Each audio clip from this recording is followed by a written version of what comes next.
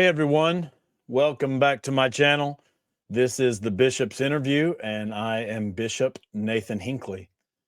So today I want to talk about something that Mormons are known for.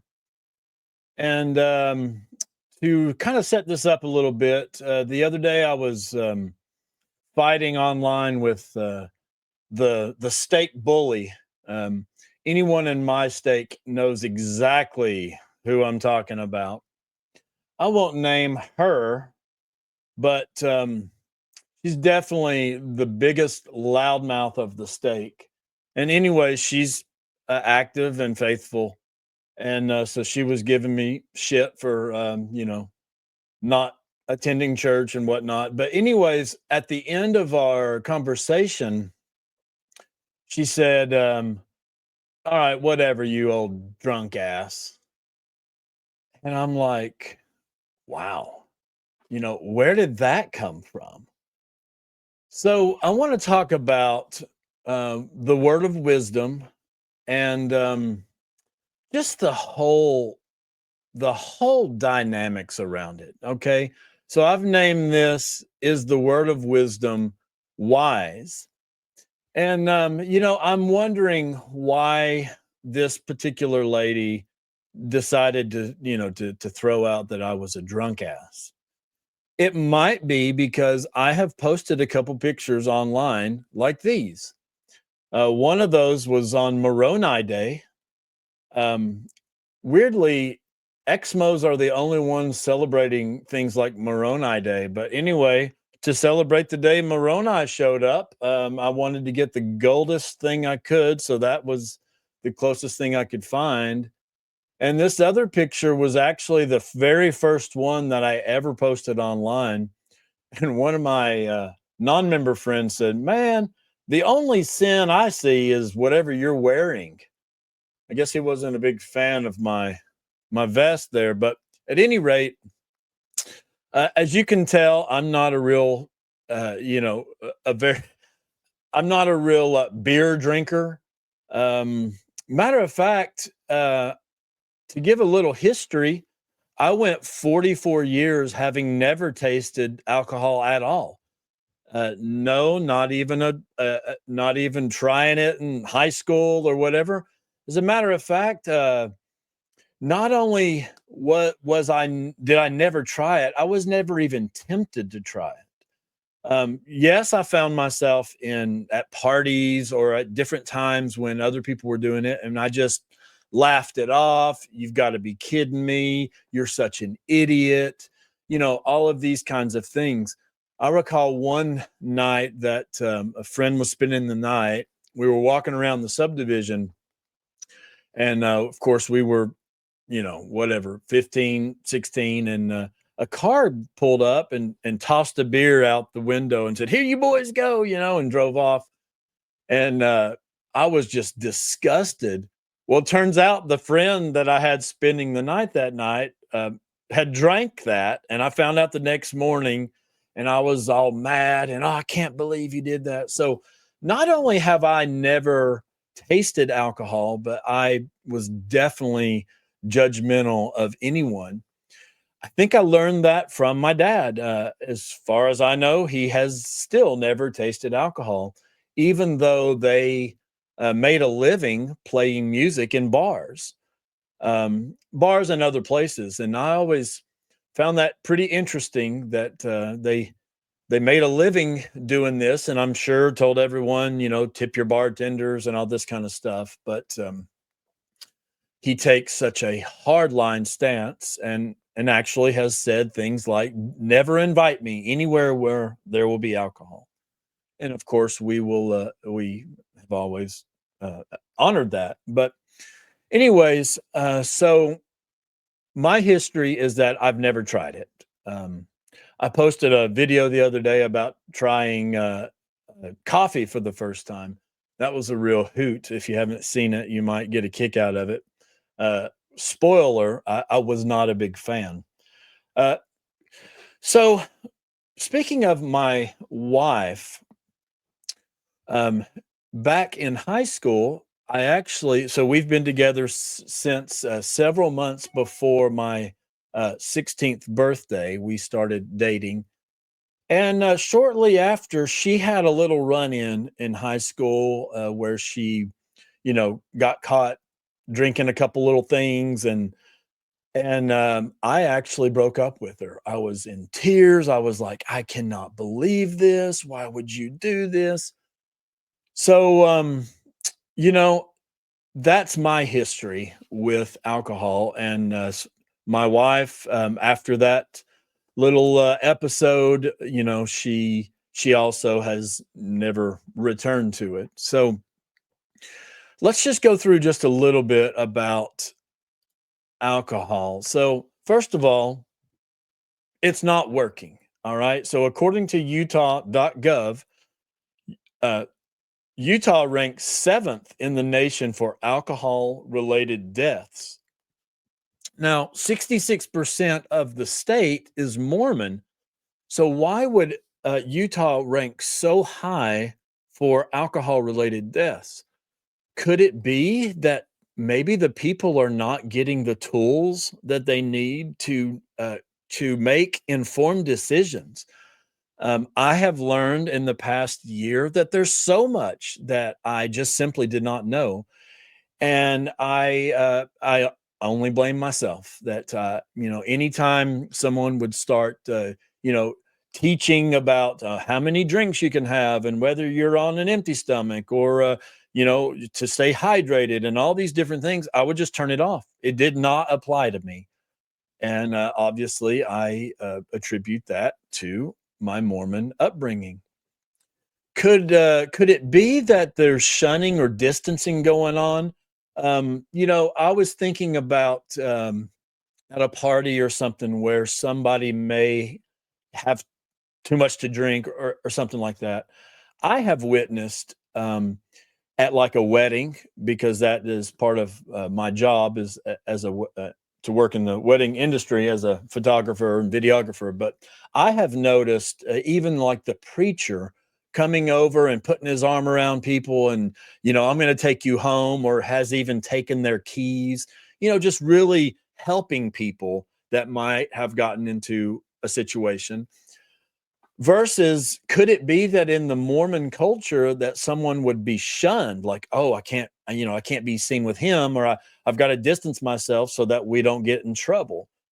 Could it just simply be rebellion? That this is, we know we're not supposed to do that. So people, choose to do it and maybe do it too much. And which would lead to why Utah might be seventh in the nation for alcohol related deaths. The last one is probably the most sad and unfortunate, is that religious trauma. I think oftentimes people might turn to something like alcohol to deal with um, the trauma that religion can cause. So, just to give, I'm not going to sit here and give a gospel lesson on the word of wisdom, but um, it is interesting that the word of wisdom was originally given at about the same time that the temperance movement was so popular, in and around the same time of Joseph Smith and where he lived. And it's very interesting that every aspect of the word of wisdom, of what we call the word of wisdom, was actually in publications from before the word of wisdom revelation was received. And that's including, of course, alcohol, coffee, tea, tobacco, the use of meat sparingly, and eating fruits in season. All of this stuff was apparently borrowed from the temperance movement and repackaged as a revelation from God. When it was given, interestingly, maybe most Mormons know this, but nobody seems to care that the Lord said that it was not to be given by commandment, or constraint. And so what do? We make it by commandment and by constraint. Um, Indeed, if someone is not living the word of wisdom, they cannot have certain callings. They cannot go to the temple. They cannot attend weddings and things. So, you know, we want to act like oftentimes that it's a law of health. It's this kind of thing. Grains and all this stuff. Let's cut the crap. Um, it is not that. It is, but this is what we mean when we're talking about the word of wisdom. We're talking about you can't smoke, you can't drink, and you can't drink coffee and tea. And so, regarding smoking, I found this interesting the other day that even though the Lord has, through his prophets, have given certain guidelines, apparently a doctor can override those guidelines. Now, let me make sure I'm clear. I actually agree with some of this, but I don't agree with the fact that a doctor should be able to override essentially the Lord. And so, what I mean by this is that in the church handbook, there is an allowance for medical marijuana. Now, as an ex-mo, I'm fine with that, and I know people who have found a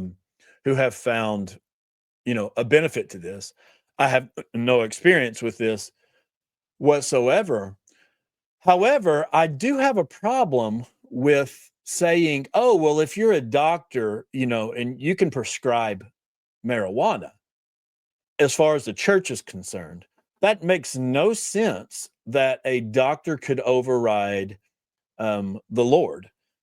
And I guess one reason why this is such an issue for me is I was bishop in an area that has seen so there's a medical school in our boundaries, and I've seen a lot of people come through the ward and a lot of really awesome who are now doctors, but a lot of just not great people.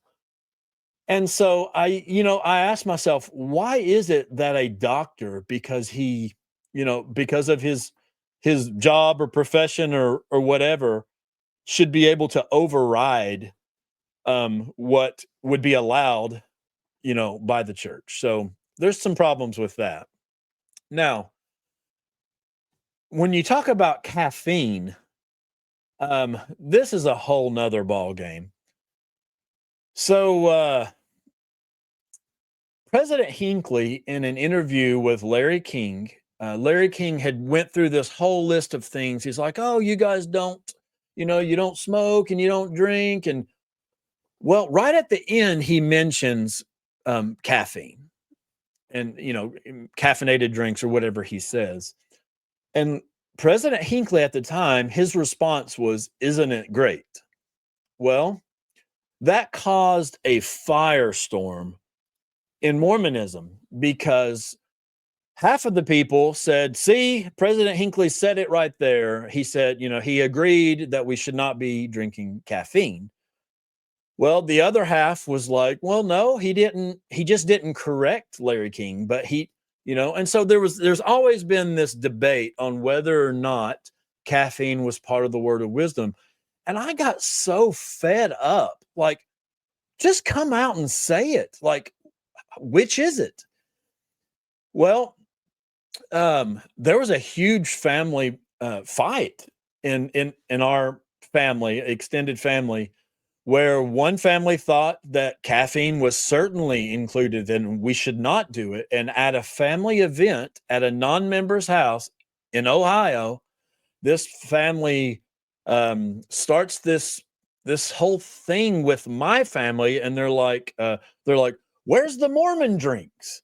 And I'm like, because there was caffeinated drinks there. And after our family had already, gotten what we whatever we were getting, and they made this big point that there weren't Mormon drinks because they were all caffeinated. And so I had said, well, there's water.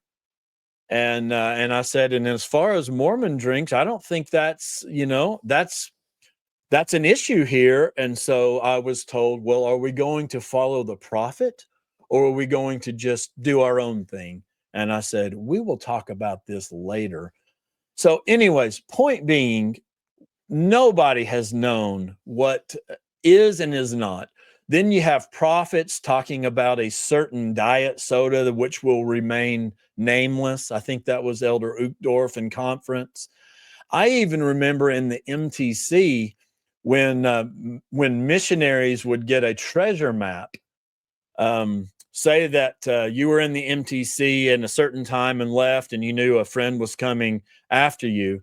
They would bury what we would call a leaded Coke or Dr. Pepper or something somewhere in the grass, and they would send a treasure map. Walk 4 paces, to the east, and 10 paces to the west, and dig, and you'll find you'll find a leaded Coke. So that was always fun.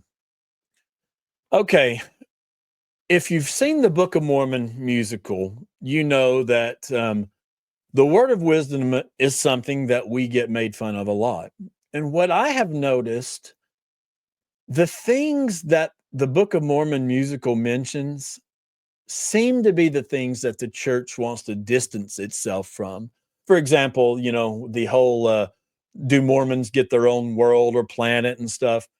At about the time the Book of Mormon musical started making fun of that, we see the church kind of distancing itself from, oh no, we don't believe that. So it may just be that the church will end up softening their stance on this, because we do indeed get made fun of for it. I mean, after all, you can be denied your wedding on your wedding day if you break this law. Now, that would come down to the bishop or stake president or whoever, but I have heard of some stories where stuff like this has happened. And so just to kind of finalize how serious Mormons take this. Now, I could play the video, but for a good laugh, just Google Julie Beck coffee, and you'll see a story in conference that she tells in tears that this family was not going to be an eternal family because they got addicted to coffee. And it is so ridiculous. Okay, so my personal story. I told you that I have a videography business, and so for the past 14 years, I have attended probably hundreds, at least a couple hundred, if not more, weddings. And of course, hardly any of these weddings have been LDS. So, I started off early on, 14 years ago. For the first few years, I was rubbed just wrong by alcohol. It was always such a huge part of the wedding day. The groomsmen and bridesmaids also early in the morning, they're having mimosas and they're drinking. And by the end of the night, everyone, I would say was drunk, and it was just ridiculous. And here I am kind of encouraging it, I felt. So I was like really not into it.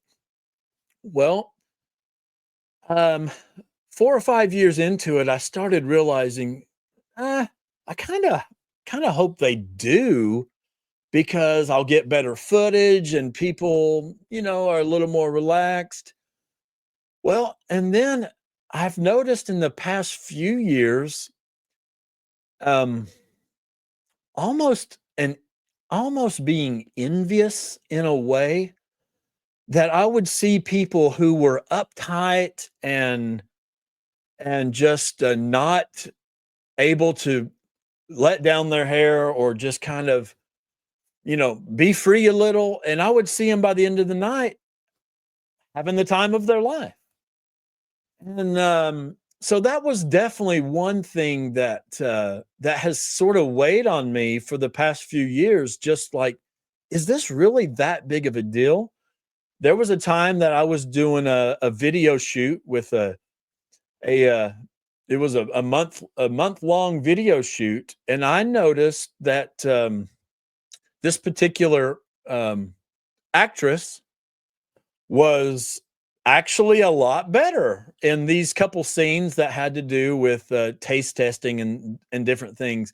And it kind of hit me during that shoot. I was like, you know what? I don't think this is near as big of a deal as I have always been told, as it has always been made out to me.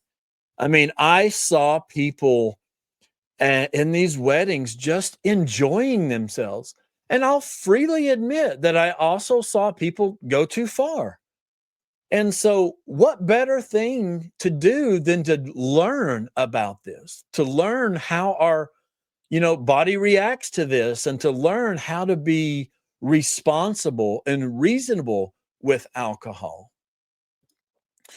So, one funny story.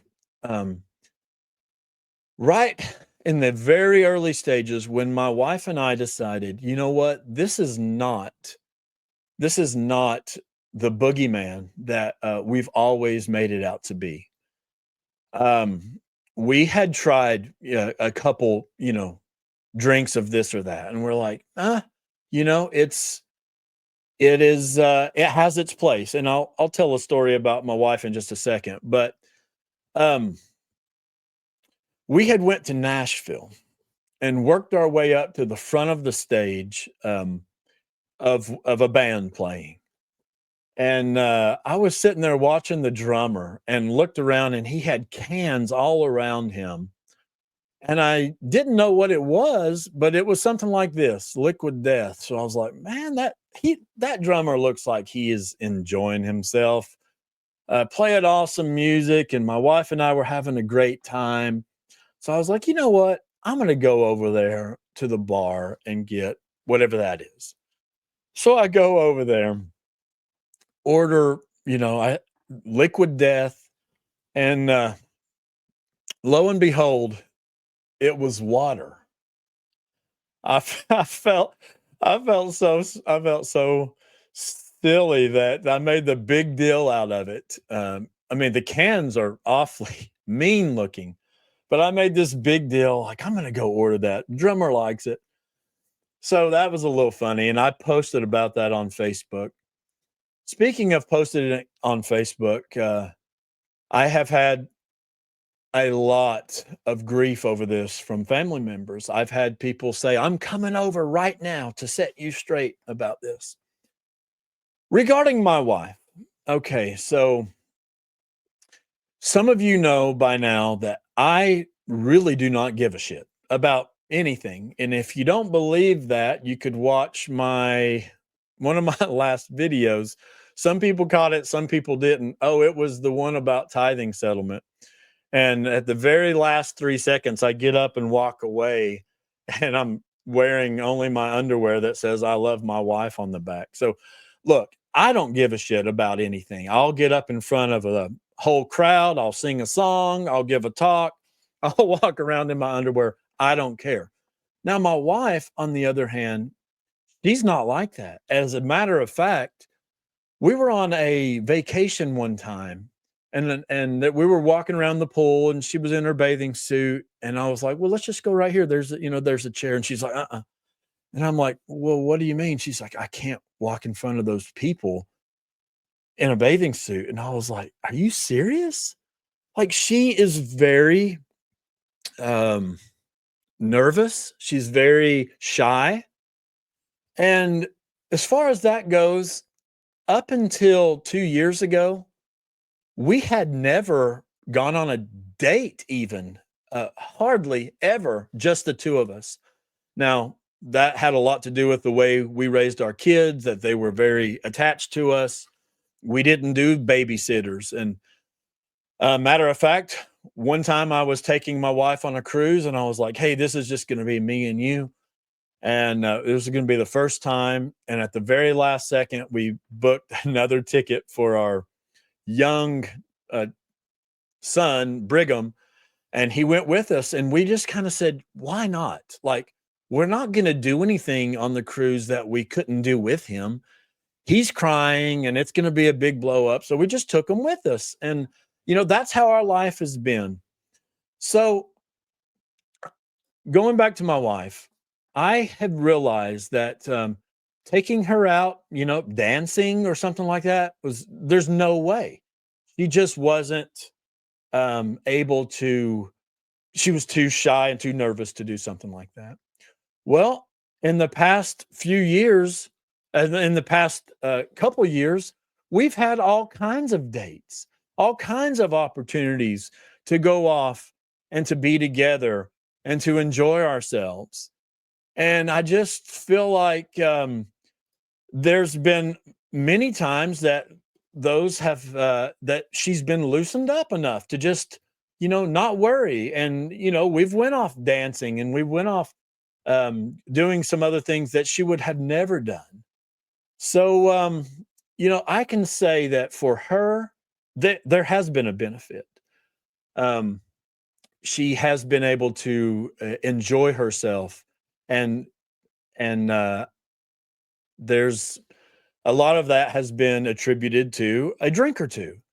And so I say a drink or two. So my wife bought these little whatever breathalyzers or whatever, and I realized that I can pretty much tell, where my BAC is, and rarely is it over, point oh 0.02 or 3, or maybe 0.05 if it was a really, you know, rare circumstance. But I just think that it's that's what we're here for, according to Mormon theology, is to learn and grow. What better way than to learn how to deal with this? How to um, know when to tell your body that that's enough or whatever. So, okay. Now, going back to alcohol, I find this interesting that in our church's own history, um, this diary entry from Joseph Smith, June 1st, 1844, it says, his diary says, went to John P. Green's and paid him and another brother $200, drank a glass of beer at Moser's, called at William Clayton. Well, if you look at the church history of this day, it has all of that same information, except no mention of had a glass of beer. They just left that out. This is so ridiculous that they want to lead us to believe that he had never tasted alcohol. They'll tell the story of having his leg, worked on and cut on or whatever it was, and that he would not even take alcohol because he knew, even as a young boy, that it was wrong. The church has gaslit the shit out of us on this type of thing. Of course, I won't even get into the fact that that of course we know that Jesus drank, and don't come at me with, oh, that was grape juice. That has been proven so many times by people way smarter than me, that I'm not even going to address that. So, um, what do I think about this?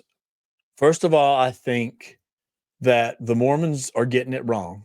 I've already shown that it's not working in the state, where there should be hardly any, alcohol related deaths. There's way too many. And I just think that that Mormons have been led to believe that this is such a terrible thing.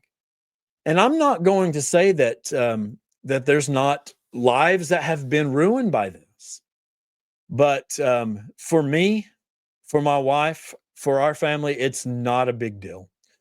Having a glass of wine or a drink to celebrate Moroni Day or whatever it is, or finding a White Claw, is not a huge deal. I can take a sip and not turn into an idiot unless I was an idiot to begin with. And then I'm still the same idiot. So, mom, dad, don't freak out. It's not a big deal.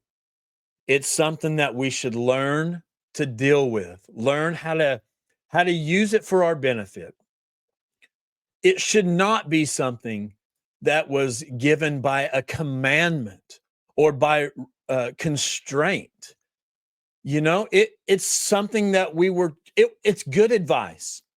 So, is the word of wisdom wise? Yeah, I think it's probably wise that you should be very cautious at how you use things like alcohol. But to say that one drink is gonna, you're not clean and you're not worthy to go to the temple or to do other things is absolutely batshit crazy and ridiculous. And so I say, just as the Revelation said, that it should not be given by constraint or by commandment, but that it is just simply a word of wisdom, a word to the wise. Here's some advice: be careful with this stuff. And that's what I want my kids to know. I want them to learn to respect it, to know how to deal with it, to know when's too much, to know if something happens and they need to call dad or something, that I'm not going to lose my shit on them. That's what I want my kids to learn. And before, it would have been no, never, under any circumstances. And I would have been just as judgmental as I see every other Mormon being on this topic. That's my recommendation. That's my experience. And that's really all I have to say. Thanks.